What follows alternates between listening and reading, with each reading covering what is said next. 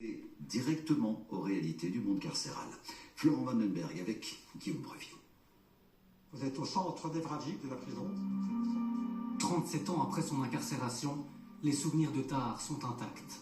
Le 20 octobre 1988, il abandonne ses effets personnels au fond de ce couloir avant d'enfiler un uniforme qu'il ne quittera pas pendant 2 ans et 2 mois. Vous rentrez ici. Voilà, il y avait un comptoir. Vous devez vous mettre tout nu. Et puis on vous donne un trousseau avec une couverture, du savon, un paquet de tabac. Pour la première fois, il retourne dans son ancienne cellule, une pièce dans laquelle il abandonnera son intimité en partageant 9 mètres carrés avec son codétenu. Là, il y avait une table, donc avec 2 chaises. Et là, il y avait le WC chimique avec un paravent. En attente de son jugement, il y a passé 790 jours et 790 nuits. Quand j'ai été arrêté, il m'a fallu 3 mois pour accepter l'idée que j'étais en prison, en fait. Qu'il y a de quoi lire, de quoi t'occuper, voilà, sinon tu deviens...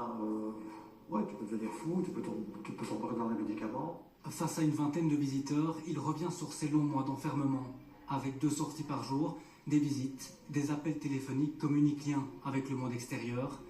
Grâce à son témoignage, l'ASBL 9 mètres carrés veut sensibiliser les citoyens aux failles de notre système carcéral. Notre volonté, c'est d'ouvrir le débat. Qu'est-ce qui se passe avec la peine? Qu'est-ce qui se passe avec les détenus? Et donc on souhaite proposer un parcours immersif au sein de la prison avec des voix différentes qui vont pouvoir éclairer et permettre de susciter le débat sur la peine de prison et l'enfermement. Parmi les personnages clés de cette immersion, François Bormann. Une fois par semaine, il se rend en prison pour échanger avec les détenus. Les parloirs, c'est tout petit. Je ne sais pas si ça fait 1 mètre de large. 5 quarts d'âge, c'est pas très large. Ça fait 2 mètres de long. Il y avait une petite table au milieu avec une chaise de chaque côté.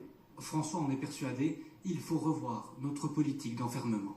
Le fait que le taux de récidive reste toujours aussi élevé ne baisse absolument pas, au contraire, c'est très interpellant aussi. Ce sont des faits qui vous disent, mais qu'est-ce qu'on est en train de faire là ? Tous les acteurs de ce projet espèrent amener le monde politique à imaginer d'autres moyens de sanction pour améliorer les chances de réinsertion des 13 000 personnes détenues en Belgique.